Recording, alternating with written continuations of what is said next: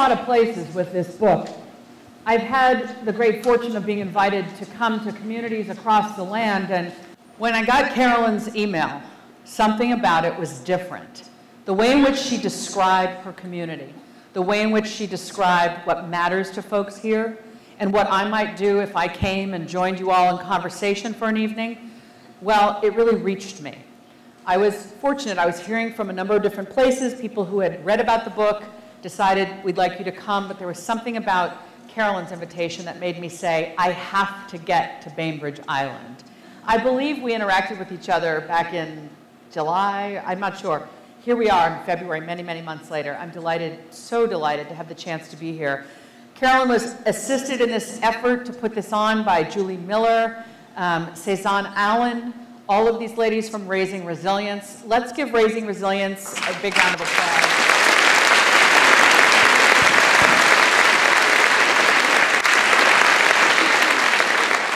I know we have Superintendent Faith Chapel here, who I got to meet earlier. Lovely to have the support of the school district at the highest level. Your being here means so much to everybody and to me. The PTSO of Bainbridge High, thank you for making this event happen. Anyone involved with PTSO, why don't you stand and be recognized?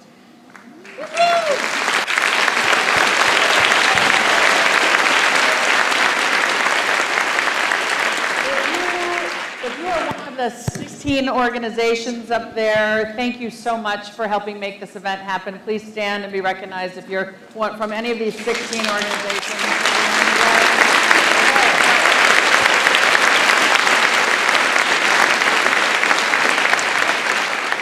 Let's not forget Eagle Harbor Bookstore. Victoria is here.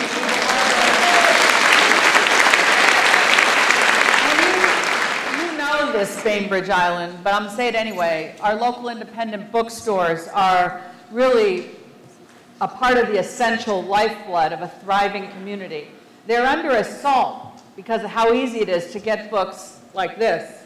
Okay? You got to darken the doorstep of Eagle Harbor Bookstore. You got to go there and buy books there. Victoria and her team have been an enormous supporter of How to Raise an Adult. I'm so grateful to you. And really thank you for being here and for supporting the event. I got some friends in the audience. I got a friend from high school 2,000 miles away in Wisconsin, Lori, who's here. I got some friends from college at Stanford, Mev and Matt, who are here. I don't know if I got other friends in the audience, but I'm delighted to be here, Bainbridge. It's so lovely to see this tremendous groundswell, this effort made to make this night happen, and to see familiar faces and to meet new friends. I also want to welcome those of you I don't know. Those of you who aren't up there, those of you who didn't plan it, those of you who aren't my classmates. Hi. Those of you who came to be in the audience, who have plenty of other places to be or things to be doing right now tonight. You have children, you have work, you have home, you have hobbies, you have significant others, you have stuff that is significant, and you've chosen to be here this Wednesday night. Thank you. Like you, I'm just trying to ensure that my kids are healthy and successful. Like you, I worry about them, and I wonder and I wish. We are in this together, we, all of us, parents, even though we don't always act like it. I want you to know that I appreciate that you've chosen to be with me tonight and with your community. Now, normally at an event like this with a speaker behind a podium, somebody would say, put away your phones. However, with Raising an Adult, we've joined a nationwide movement to try to push the parenting pendulum back in the other direction, away from raising kids to be completely dependent upon us for protection, accustomed to our fervent direction, and reliant upon us for constant hand-holding assistance, and toward raising independent, thriving adults. So I want you to whip out those phones and use them. For example, if you're on Facebook, you can head over to my books page, How to Raise an Adult, and like it. You can take a picture of yourself with the book later and post it. If you're on Twitter, our handle is @RaiseAnAdult. You can live tweet this event. You can tweet your takeaways after, and yeah, if you don't know what I'm talking about, then please put away your phone. Or at least turn the sound off and make eye contact with me. That's a precious resource these days too, and I'm going to need that from all of you. You know, since the publication of How to Raise an Adult, I've been somewhat unwittingly branded as a quote-unquote parenting expert. But I need to tell you up front, I didn't set out to be a parenting expert. For that matter, I'm not particularly interested in parenting. No.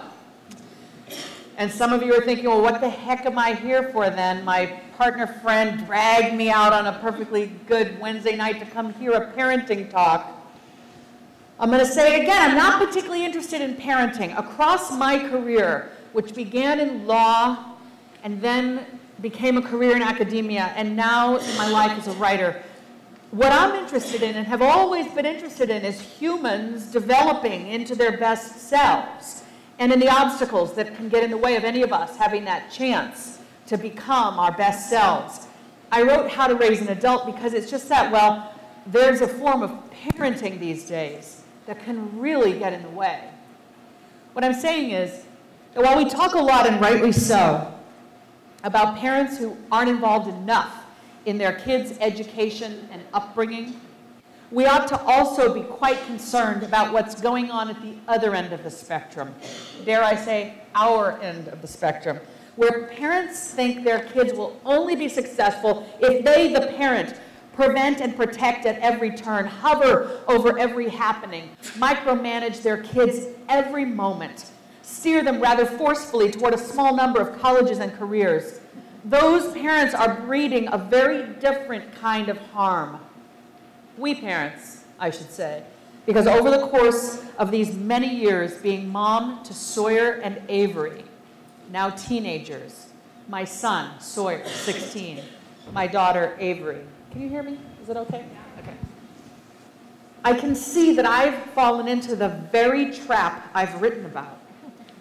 But long before I was aware of my own overparenting tendencies, I was a college dean working with other people's kids. And I had, in my 10 years as freshman dean at Stanford, a growing concern about the encroachment of parents into the day-to-day lives of college students.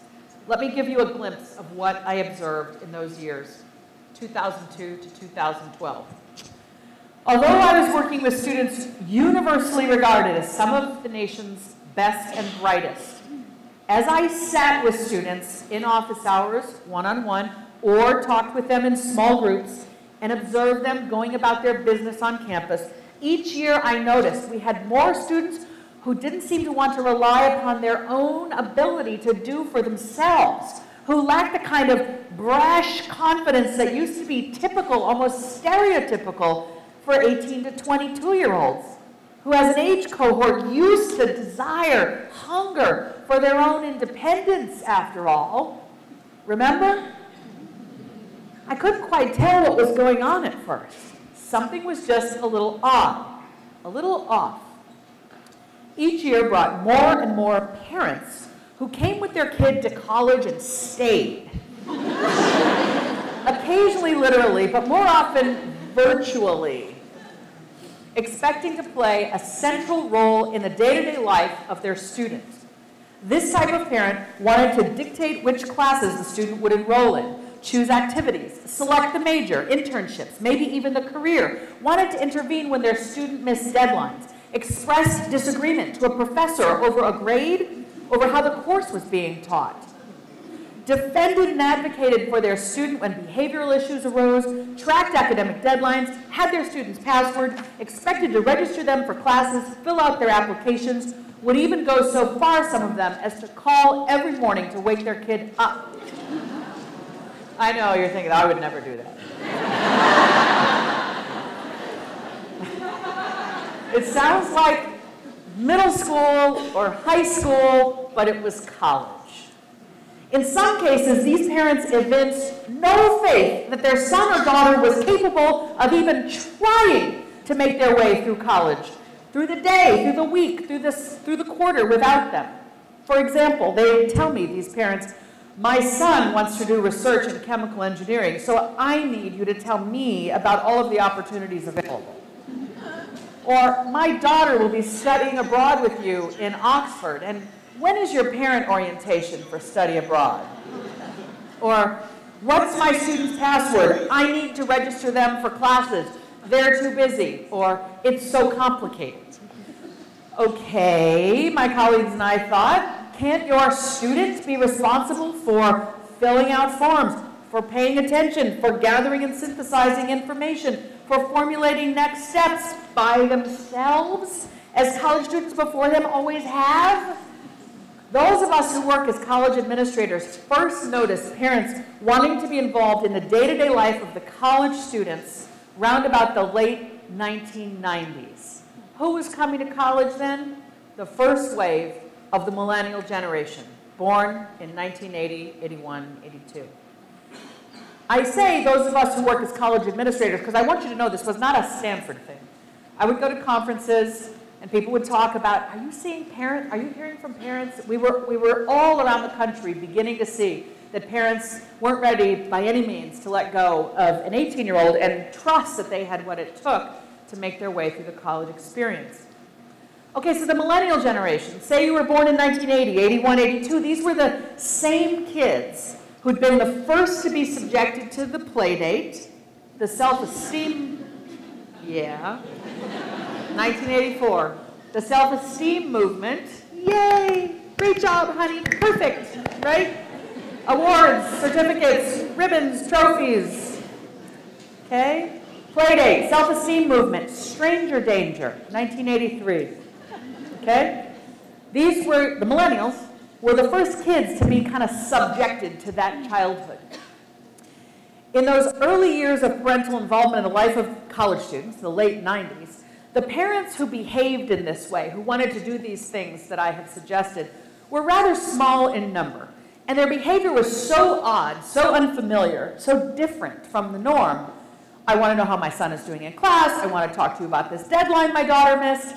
I'll confess that when I hung up with them or sent off my email of response, I'd go out into the hallway, find a colleague, tell the story, and then we'd laugh at the parents.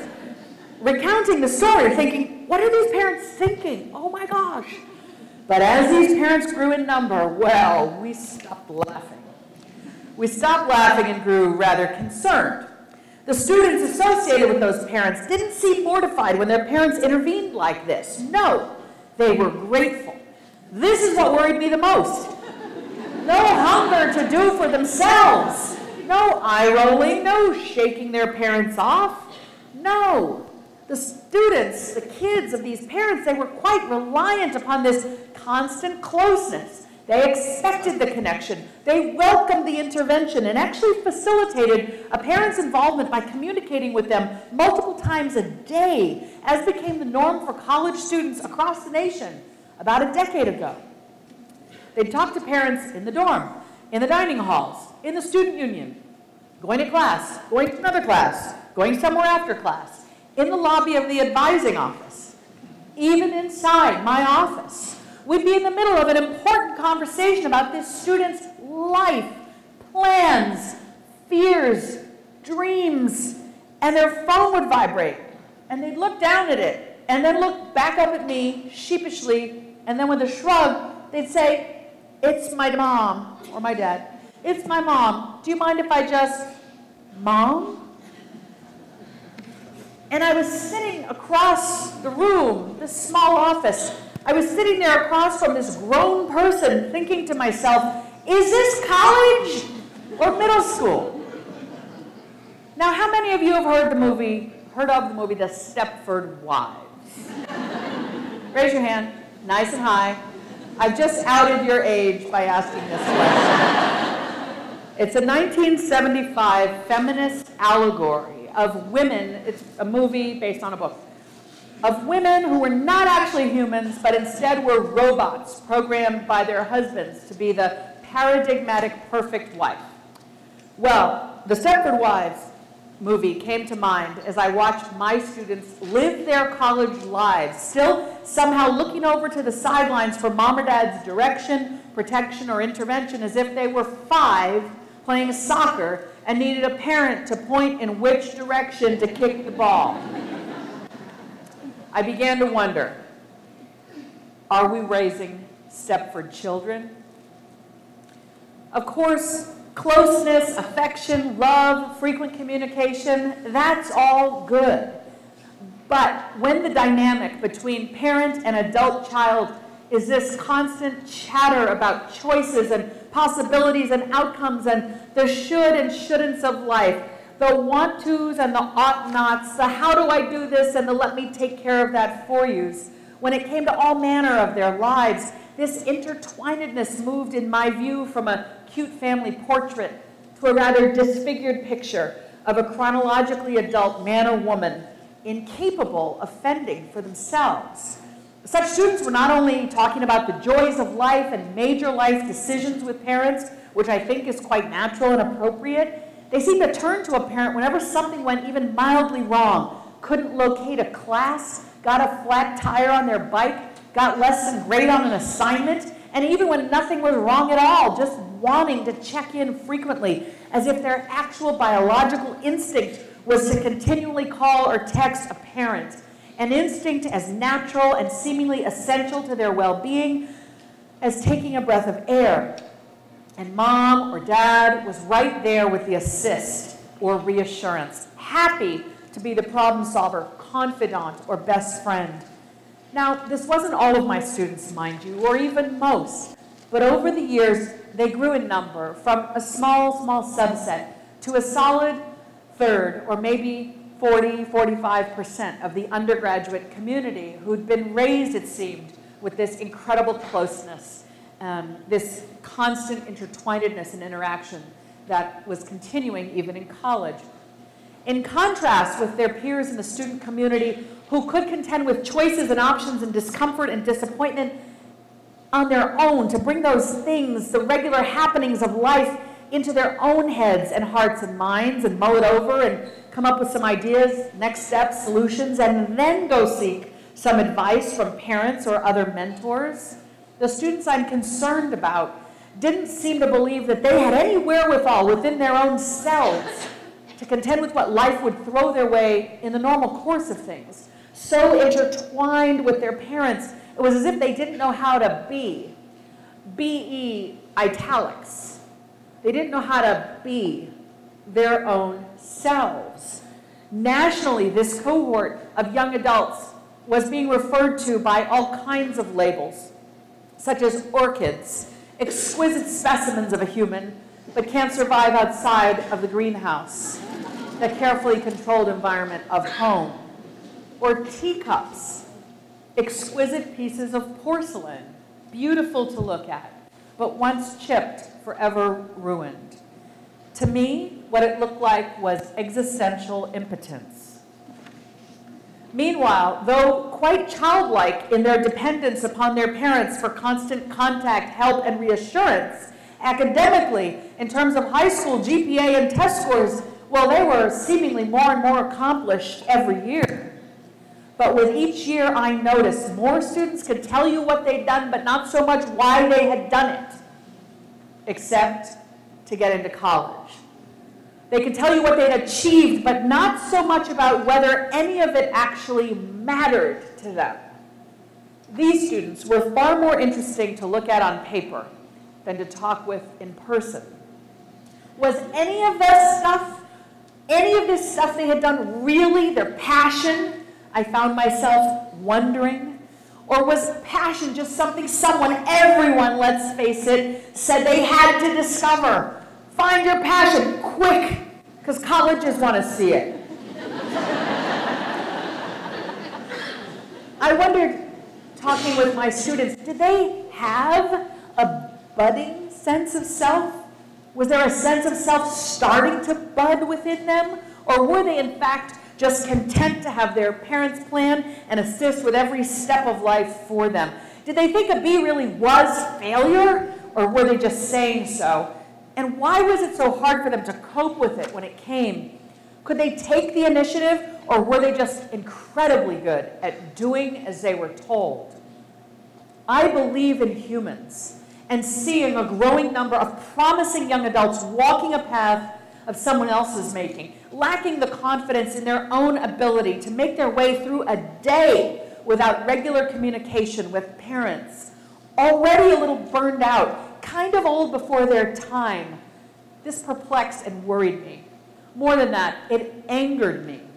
And I would try as kindly but as firmly as possible every chance I got to tell parents to back off. And then I realized I was one of them. I had just given a big talk to parents of Stanford Freshmen at orientation 2009. And then I came home for dinner, and it was like, trust your kid.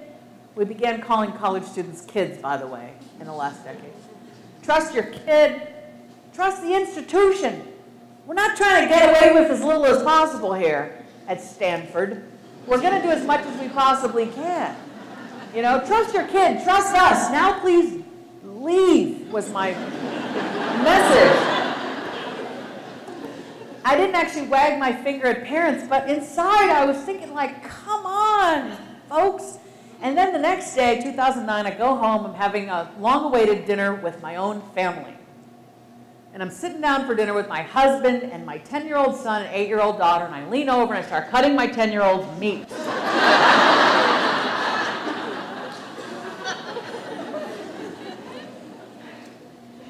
And I realized I was one of them. How the heck was I going to let go of my 18-year-old at college if I'm cutting his meat when he's 10? And I know some of you are like, what's wrong with cutting his meat?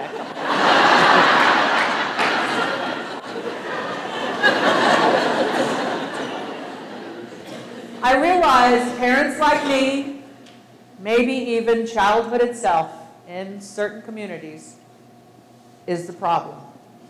What I came to realize when I started paying attention to what I was doing in my house when my kids were little is that while every parent wants their kid to have a successful future, of course, if we're the type of parent who has at least some disposable time and money on our hands, and we feel we can and should and must control things whenever possible and try to engineer the right outcomes for our kids, and when we feel we have enough presence or value in the community such that we have the right to question the authority of the teachers and the principals and the coaches and the referees, and when we're willing to do whatever it takes to ensure our kids' success, while we mean so very well, and there's no doubt about that, our intentions are so good, doing whatever it takes has come to mean what I call the checklisted childhood. The checklisted childhood is a place where parents are afraid of parks and playgrounds and sidewalks and bees, the animal and the academic kind.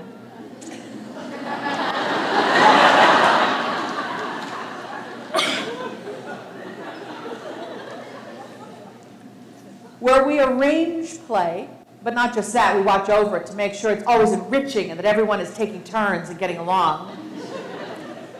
Where we praise every little unimpressive effort on the sidelines of their overscheduled lives. And we are constantly, obsessively vigilant over grades and scores and homework. Accordingly, in the checklisted childhood, everything is safe, selected, chosen, recommended, planned, decided, approved, improved, done, accomplished, handled, coached, figured out, erased, rewritten, fixed, arranged, solved, resolved, absolved, shaped, designed, orchestrated, and dreamed for them. We keep them safe and sound, and fed and watered. We want them at the right school, like this one. You know what I mean? You know what I mean? Let's be real, Bainbridge. You moved here. You're here for this. You want this. The right schools, and not just the right schools, but the right classes in the right schools, and not just the right classes, but the right grades in the right classes at the right school. And think about all the visits with tutors and coaches and specialists designed to ensure those right grades are gotten. And it's not just the grades that we care about in the checklisted childhood, it's the scores. And all the hours of test prep on evenings and weekends that goes into getting those scores, and not just the grades and scores, but the accolades and the awards, and not just that, but the sports and the activities and the leadership. Don't just join a club, we tell our kids, start a club, because why? Colleges want to see it. And community service, show them you care about others, preferably very far away. And all of this is done to some hoped-for degree of perfection, a degree of perfection almost none of us had expected of us as kids. And to try to ensure our kids achieve that almost impossible to achieve degree of perfection, we argue with teachers and principals, and I imagine superintendents, and coaches and referees, and we act as our kids' concierge or secretary. We call for help when needed in the form of tutors and coaches and handlers in order to improve the child in front of us. Sometimes we bring in the extra spiffy coaches and handlers we don't tell anybody about, just to get the extra edge. And then after school and in the evenings and on weekends in our homes with our kids, we're nudging, cajoling, hinting, helping, haggling, nagging, arguing as the case may be, to be sure, as we say, they're not screwing up, not closing doors, not ruining their future. We talk this way. That future we have in mind, which is some hope for admission to a tiny handful of colleges that presently deny almost every applicant. Recognize any of that? A little bit? I know you do. In communities like yours and mine and all over the country, as I've discovered, where there are parents who invest in trying to really be there in every conceivable way for our kids, this is what it can look and feel like. We are constantly there doing everything and every little thing for them. It's born of this love we have as parents, which I call an aching, fierce terror joy.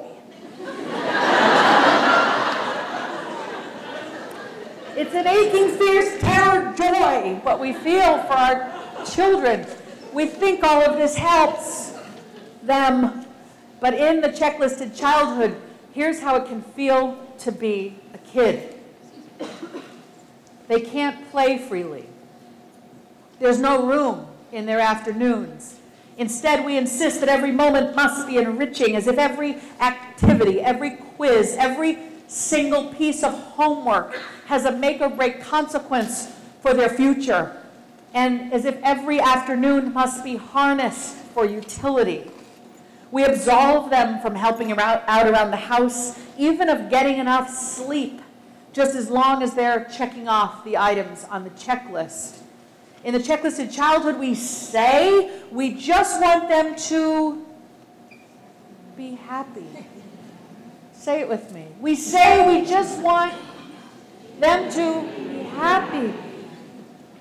But when they get home from school or we get home from work, all too often what we ask about first is their homework and their grades, and they see in our faces that our approval, that our love of them, for them, that their very worth comes from A's. And then we run alongside them with clucking praise like a trainer at the Westminster Dog Show. We're just coaxing them to jump ever farther and soar ever higher. Day after day after day, this is how it feels to be a kid. That's the right response. There was some oh in the audience down here. They enter high school and they don't say, what activities do I want to pursue? What am I really into? They say to advisors, which activities do I need to do in order to get into the right college? And as their high school grades come rolling in, if they're getting any B's, or God forbid C's, are you guys on that kind of system here, A, B, C? Okay. They frantically text friends. Has anyone ever gotten into a good college with these grades? A lot of them are wondering, if all of this will ever turn out to be worth it one day. And some of them decide life is not worth living any longer. There's no doubt that we parents think checklisted childhood is worth it. We speak as if they literally won't have a future unless we push them toward a small number of colleges or careers. Or maybe it's just that we fear they won't have a future we can brag about to friends and with stickers on the backs of our cars. Because our kids have become our accomplishment, our worth, the proof that we have achieved something. It's like we think our kid is a little bonsai tree that we can clip and prune and shape into a perfect version of a human, and we can parade it around and show people in this lovely ceramic pot. Look at my child, my masterpiece. We were up all night with that science project. Oh yeah, we were, I don't know, that glue gun. Woo. Oh yeah, we got an A on that essay. I can't believe the teacher gave us a B. Oh yeah, we've already submitted our college apps. There's also no doubt that we're motivated by love and concern. We are definitely doing what we think is best, wanting them to benefit from all we know and can provide. But when childhood has been an unyielding accumulation of academic and extracurricular accolades to the exclusion of all else, they may graduate high school with a great transcript and childhood resume. Childhood resume? But they often lack the skills an 18-year-old needs to have as they make their way onto a campus or to a new town to find work. Things like being able to talk to strangers, making their way through this campus or town, figuring out roads and maps and signs, manage assignments, workload, deadlines, contribute to the running of whatever dorm, house, apartment they reside in, handle interpersonal problems, cope with the ups and downs of life, earn and manage money, take risks. An 18-year-old needs to be able to do these things. Think back just to your own self at 18 and think of the ways in which you could say then, I've got this, or at least I'm going to try. And now think about the 18-year-olds you know today and compare your skills from back in the day with theirs. More and more of them today cannot fend for themselves in any sense of that word, don't even want to try. Employers are saying, parents are sending out resumes, parents are setting up job interviews, parents are showing up at job interviews. Employers are saying that young adults want to be told exactly what to do and how it will lead to their accomplishment, and they want to be applauded for doing it, no matter how insignificant it is. They can't take the initiative. They can't think ahead or outside the box. They can't pitch in. This is the checklisted childhood playing out in the real world, which of course comes with no checklist. Failing to launch should be the least of our concerns. Who's going to make this economy run, lead our government, institutions, families when we're gone? We have to teach them to do more for themselves, not only for their sake, but for our own collectively. Our kids are hurting, but so are we, and we matter too. Too many of us spend our lives scheduled to the hilt between work and home, homework and homeroom, practice tests and practice fields, just trying to keep up with the judgmental Joneses. Ours is an endless shuffle to a rehearsal, a practice, a tutoring session, an expert of some kind designed to make our kid better at something. We are on autopilot in our minivans, going through the motions, making the snacks, being on the committees, arguing with the teachers and principals and coaches and referees, and serving as our kids' concierge and personal assistant and secretary, criticizing our spouse's behavior or withering under their expectations, vaguely wondering when we'll get off the sidelines of someone else's soccer practice and maybe start living a little bit of our own life again. Our morning medication is caffeine. Our evening medication is wine, or as the good folks in Atlanta told me, bourbon. Long, long gone are the days of a parent, usually a mom, throwing open the back door or the front door and saying, "What? Get out there and play. I'll call you." when it gets dark, for dinner. Who remembers that? Anyone raise your hand? Childhood like that? Uh-huh. There are no wide open doors anymore. No wide open afternoons for that matter. And no one is home to play with. If you're a boomer or Gen Xer, that's history. Your history. But if you're a millennial, it sounds like fiction. No, there's no time for that. There's no room in the afternoon. There's only the schedule and the drop-off and the pickup and the next drop-off and the pickup, and that some semblance of that family dinner we're supposed to have, and then the homework. All that homework until some set of us plus them is exhausted. Sleep. Repeat. We remember our own freer childhoods lived not all that long ago, and we imagine a different, saner, happier way for our own kids and ourselves, perhaps elsewhere. I mean, in California, we think it's Bainbridge Island. Where do you fantasize about going? California? Wyoming? I mean, where is it?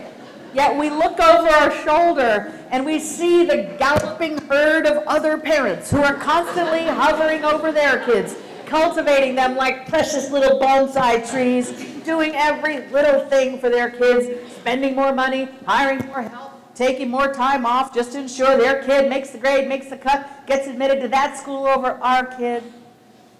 The parents who brag about their kids' outcomes.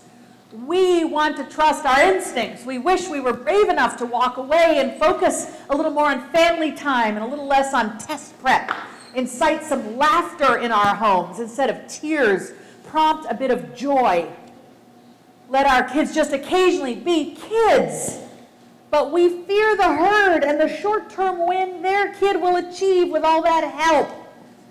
Even when we know better. The overparenting herd feels like a bully we feel the need to go along with lest we be hurt by it even further. But however afraid we are of the overparenting herd, the pain to our kids of staying the course is enormous. If you look at what we've done, if you have the courage to really look at it, you see that not only do our kids end up feeling their worth as humans comes from their grades and scores, but when we live right up inside their developing minds all the time, like our very own personalized version of being John Malkovich, it sends this insidious message to our children. Hey kid, I don't think you can do any of this without me. By doing too much for them in childhood, this overprotection, the overbearing direction, the hand-holding, we deprive them of the chance to build self-efficacy, which is this foundational tenet of psychology, the core understanding we all must develop, that our own actions lead to outcomes. One's own actions, not one's parents' actions on one's behalf, lead to outcomes. If Descartes said, I think, therefore I am, self-efficacy is basically, I do, therefore I am. And I think there's an undermining of self-efficacy in childhood itself today by we well-intentioned but over-involved parents everywhere. Simply put, to develop self-efficacy, which they must, our kids must spend a lot more time thinking, planning, deciding, doing, trying, failing, solving, resolving, coping, hoping, dreaming, and experiencing life for themselves. But we're afraid to let them, afraid they'll fail at it, ruin their future. We hope our over-involvement will lead to the right college. But wherever a kid ends up after high school these days, with the checklisted childhood, harm has been done to them. What do I mean? According to the 2013 study of the American College Health Association, which surveyed 100,000 college students from 153 campuses. That's all the schools you think you want your kids to apply to one day, and about 133 others.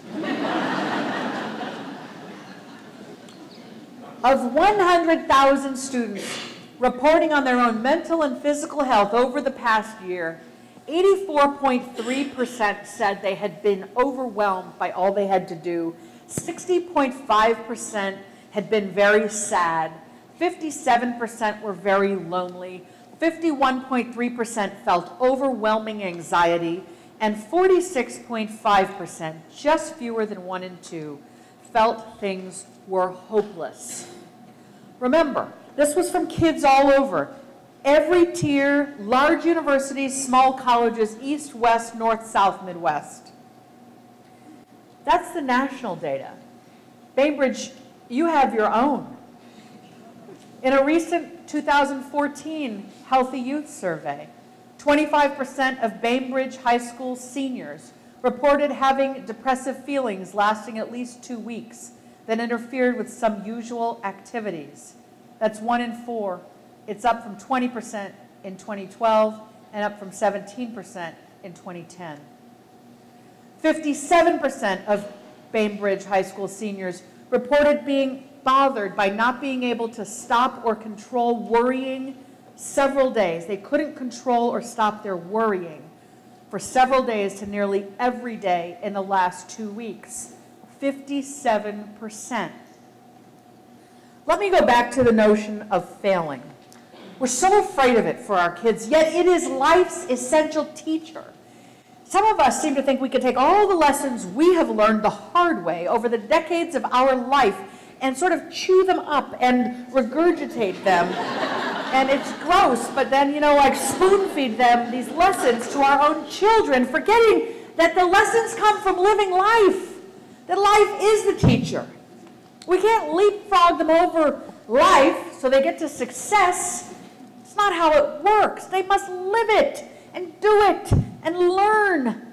Bumps, mistakes, curveballs, and all. Without it, they become perfectionists, averse to failure, therefore averse to risk-taking, therefore averse to straying outside their comfort zone, which is where life is lived, and lived most exhilaratingly, lacking the rudder of strength that would reassure them when they do fall or fail, that they have what it takes to get back up and continue. Suffering from these alarming rates of anxiety and depression. A lovely irony, depending on how you look at it, was that my students who were from low-income backgrounds seemed to have that sense of self. 15% of my freshmen were first in their family to come to college. Doesn't necessarily correlate to socioeconomic status. But the students who were first in their family or low income, they seemed to have a self-reliance, a willingness to try to resolve their stuff and make progress toward a solution or goal. When something went wrong, they spoke with a strong I. I'm going to try this, and if that doesn't work, I'm going to try that. Whereas their more affluent classmates were more likely to text mom or dad and expect them to handle it, whatever it was. But texting a parent is hardly a long-term strategy. At some point, like it or not, we'll be gone. And then what? Our job as mammal parents is to put ourselves out of a job. We may be mammals who wear clothing and carry cell phones, but like our counterparts right out there in the wild, in the mammal world, we're supposed to raise our offspring to this place of independence so that they can fend for themselves and raise the next generation. Now, am I saying that all kids are motivated hard workers and don't need parental guidance and involvement, and we should just back off? Hell no. What I'm saying is that treating grades and scores and accolades and awards as the purpose of childhood, all aimed at entrance to a small set of colleges and careers, well, that's too narrow a definition of success for our kids. And yes, while our constant protection and direction and hand-holding might lead to short-term wins for our kids, like the higher grades they get when we do their homework, it comes at a long-term cost to their wellness and sense of self. I'm saying that our purpose as parents isn't to ensure our kids get into some subset of the quote-unquote right schools, but to ensure that they have the skills and the habits and the mindset and the wellness to be successful wherever they go. I'm saying our kids need a little less pressure on grades and scores and a much stronger foundation under them that comes from things like love and chores. Really?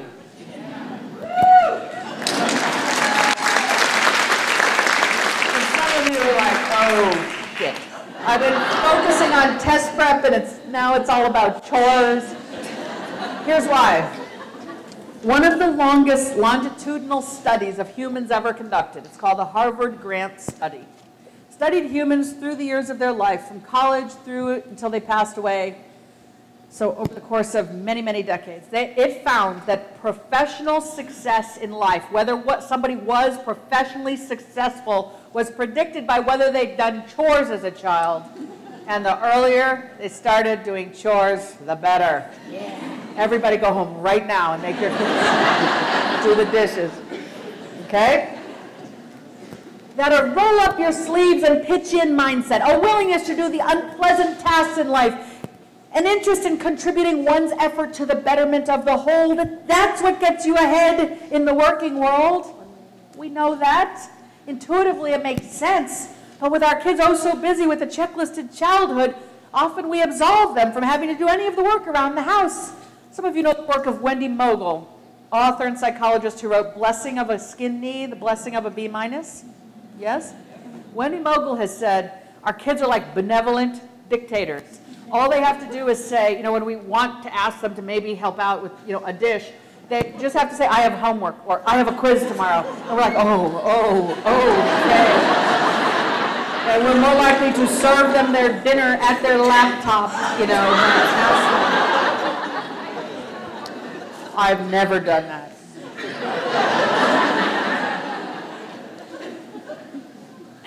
They become young adults in the workforce still waiting for a checklist for what to do next, which doesn't exist. Lacking the impulse, the instinct to look around and see how they can be useful, anticipate what colleagues or a boss might need, think a few steps ahead, pitch in. The Harvard Grant Study also found that happiness in life equals love. Happiness equals love, full stop. That's the quote. Not love of work, love of humans. Loving relationships with humans. Partners, spouses, kids, family, friends. Our kids need to be loved unconditionally at home so they can love themselves and then go out into the world and have the capacity to love and be loved. When they come home from school or we come home from work, we need to put down our technology. Shut the iPad, shut the laptop, put this away just for a moment or two, maybe 5 minutes, and look our offspring in the eye and let them see the joy that fills our faces when we see our sons and our daughters. These are our kids, our precious kids. Sure, we're dying to know how they did on that math test. But what we need to ask is, how was your day? And we need to take an interest in whatever they say. And if your 14-year-old daughter is like mine and she says, what did I like about today, Mom? Lunch. And you're thinking, I don't know, that's not what I meant. I mean the academic parts of the day. You got to just sit on that thought and lean in and say, what was great about lunch, honey? And take an interest. Your 14-year-old daughter or son is talking to you. Take an interest in who they are and what matters to them. Maybe a few minutes later you can steer it around to, did you have any quizzes today? Or maybe you can even just not ask and trust that you don't have to know every minute, every moment, every day. Our kids, just like us, guess what? We all want to know we matter, not because of our salary or our title or the address of our house or the type of car we drive. We want to know we matter because we exist. Our kids need to know that too. They want to know they're loved for who they are, not because of their homework or GPA.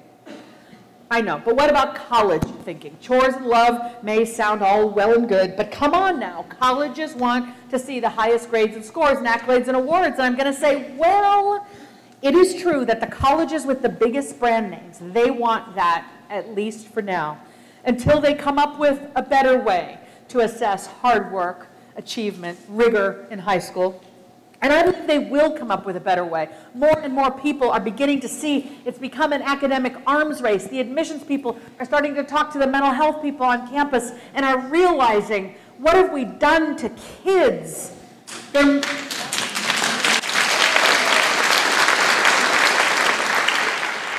Because there must be a better way to measure their effort and their achievement, because The SAT is an unconscionably gameable system where scores correlate with wealth. The more you can afford to prep for it and retake it, the higher your scores are. Everyone knows this. Even the bond agencies that rate an institution, that give it its bond rating, they know.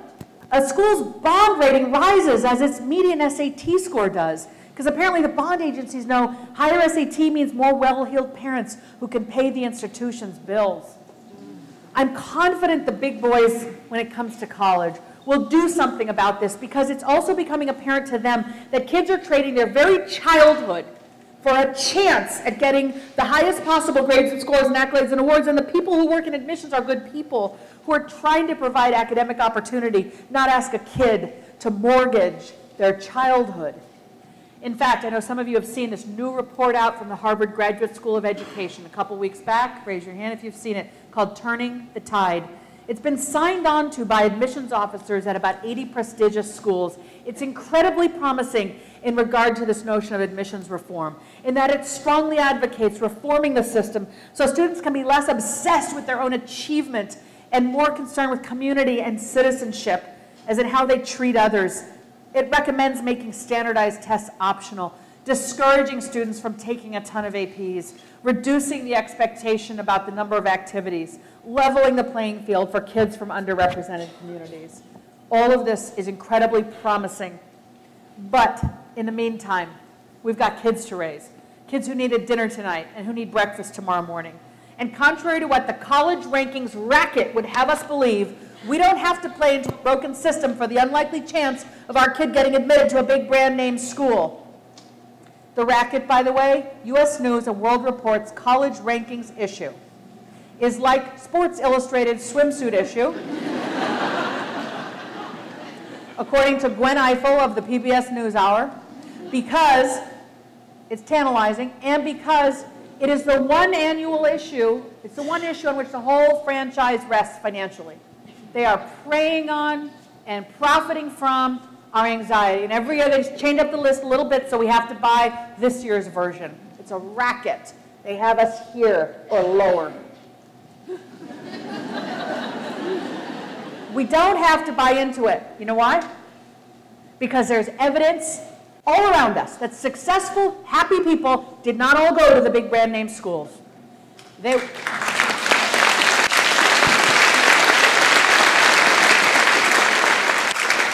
Successful, happy people went to state school. They went to a small college no one had heard of. They went to community college. They went to an honors program inside a large university. They started somewhere and flunked out and started up again. Or they didn't start up again. They didn't graduate college. They never went in the first place. The proof of this truth is all around us, in this audience, in this community, everywhere. If we as parents could just widen our blinders and get our egos out of it, the bumper sticker we want on the back of our car, we could see that this is true, that our kids will be fine wherever they go. For the many of us whose kids do have amazing grades and scores and yet get denied from those big brand name places, because there are tens of thousands of kids these days in the checklisted childhood producing these amazing results. And if they don't end up getting into that place, no matter. Research shows that kids who had the grades and scores to be admitted to the most selective schools but went elsewhere, 20 years later their income was no different from those who had gone to the most highly selective place. The research boils down to, it's by guys named Kruger and Dale, and it boils down to, it's not the school that makes you successful, it's the kid. Their habits, their capabilities, their work ethic, their ability to persevere.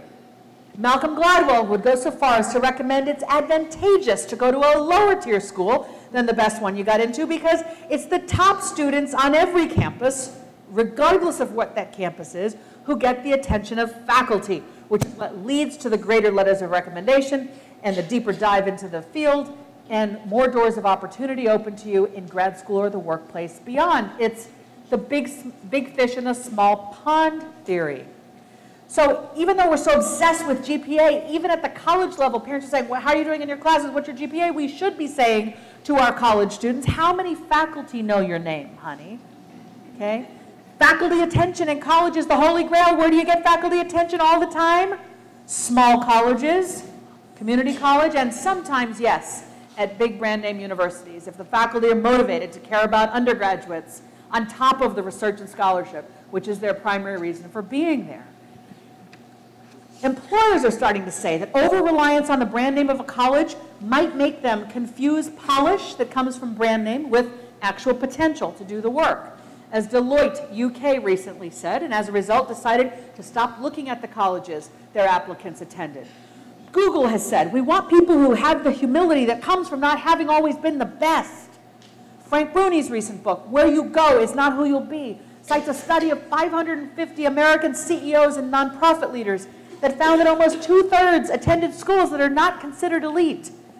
Harvard Law School's class of 540, the current graduating class, came from 170 different colleges. Teach for America is the second largest employer of college graduates year after year. They take 5,900 each year from 800 different colleges. Did you even know there were 800 colleges? Teach for America does.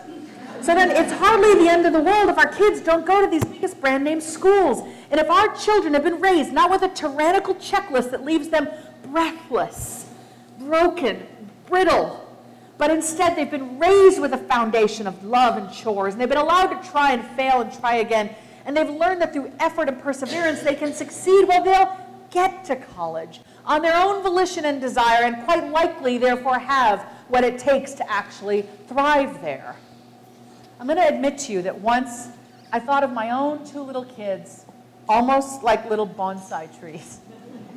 Almost like little bonsai trees, for me to clip and prune into some perfect version of a human, such a perfect person that maybe one of those big brand name colleges might want to admit them when the time came one day. For years I wanted, expected, and dreamed my two would go to Stanford. Why wouldn't I? I went there, their dad went there, we met there, they were born there, they went to nursery school there. I worked on behalf of other people's kids there. Why wouldn't I want that opportunity for my own? I was obsessed with them always going to the right schools, beginning with nursery school, at Bing Nursery School, right there on the Stanford campus. I'd had a C-section with Sawyer, and we came home from the hospital, and I directed my husband to find the application, fill in his name and birthday, so we could drive that application over. I didn't want him to fall behind. And he went there, and then his little sister went there, and when she was 4, one day I went to pick her up at nursery school, and the teacher pulled me aside and said, Julie, do you have time to see what Avery did today? And I said, sure. She led me over to a big table with about 15 small white canvases on it, about this big, each filled with watercolor, painted with Q-tip. And she said, she was telling me it was quite impressive that Avery had filled the entire canvas with watercolor, that it was unusual for a 4-year-old. And I was nodding and smiling and acting like I cared. But inside I was thinking, yeah, but that's not going to get her into Stanford. And we moved to Palo Alto so they could go to one of the best public schools in the land, Gunn, which just had its second suicide cluster last year. Meanwhile, I'd been working with all of these children of other people, seeing those who were on a path of their own making, valued for who they were, versus those who were forced down a path their parents had laid, seeing those who were studying what they were good at and they loved, versus those who were drones, just doing something like STEM because everyone said they should. Working with other people's kids made me more able to see my own. And I realized one day, my kids aren't bonsai trees. They're wildflowers. They're wildflowers of an unknown genus and species, which can make things challenging. In his sophomore year, my son Sawyer, now the junior, was struggling about 8 weeks in. His eyes were red in the mornings. He lost his spring in his step. He's a science kid, loves to read, had always loved school, and didn't seem to any longer, overwhelmed by the workload, 5 hours of homework a night, trying to catch up on the weekends. After 3 weeks of this, my husband and I looked at each other, and I was observing Sawyer now using Google Translate to answer his Spanish 3 homework, realizing that Google is getting the grade, whatever it is, not Sawyer. And I talked to my husband, does he need to drop a class? And we decided to give our kid the option.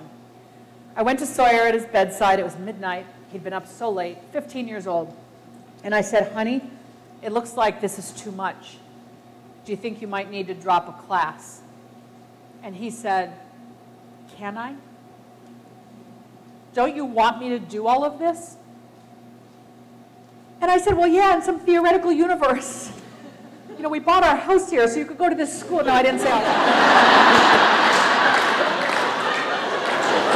I was thinking that. Instead, of course, I was in tears, and I said, of course, in some theoretical universe, we wanted all of this opportunity for you. But what we care about more than any of that is you. And you're struggling. You're suffering. We've seen you try to figure it out, try to catch up, and we see that it's crushing you. It's too much. Do you think you need to drop a class? Just being seen by his parents made my boy feel better. He came downstairs the next morning looking a lot more like himself. And we coached him about how to have this difficult conversation with his guidance counselor. We weren't going to have that conversation on his behalf. He was going to have to go in there and figure it out. And his guidance counselor very predictably said, but colleges want to see 3 years of Spanish. Spanish was going to be the class he was going to drop. By the way, he was taking Spanish. We were forcing him because we're not fluent. We're embarrassed that we're not fluent, so we want our kid, of course. So my son said, when the guidance counselor said that, my son said, colleges want to see proficiency in a language demonstrated by 3 years of study, and I don't think I'm going to demonstrate proficiency with this D I'm about to get.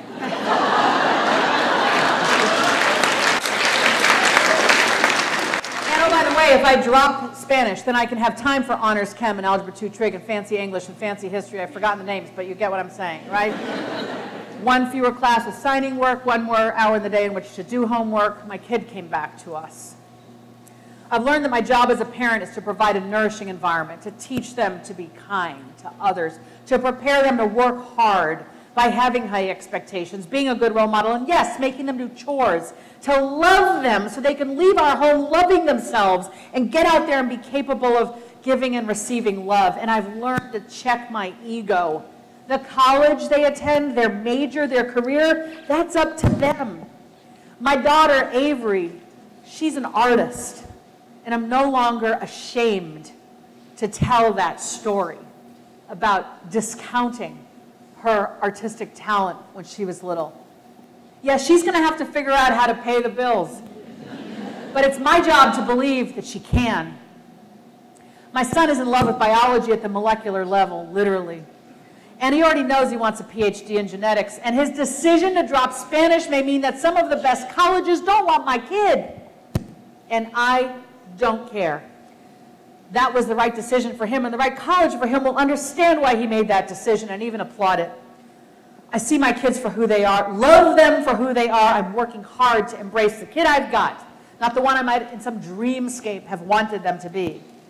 My job is to prepare my Sawyer and Avery to become not who I want them to become or what some college might want, but to simply support them in becoming their glorious selves. Thank you very much.